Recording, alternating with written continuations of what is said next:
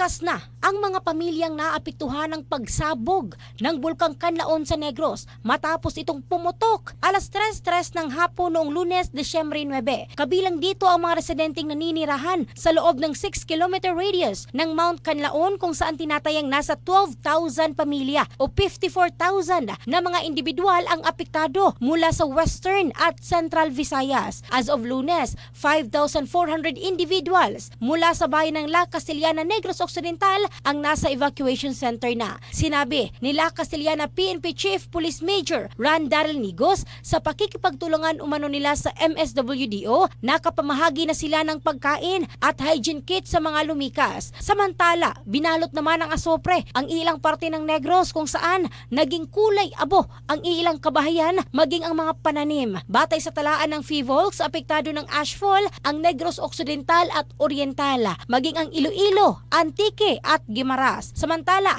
nagdeklara naman ng klase suspension ng iilang LGU sa Negros, kabilang na ang Bago City, Canlaon City at La Castellana. Sa lahat ng level, mapapribado o pampublikong paaralan. Ayon kay Office of Civil Defense ASIC Bernardo Rafaelito Alejandro IV, activated na ang Interagency Coordinating Cell na binubuo ng mga kinatawan mula sa DOH, DSWD at DILG para sa epektibong response efforts. In the heart of changing lives, ito si Michelle Craste ng Brigada News Philippines, the Music and News Authority.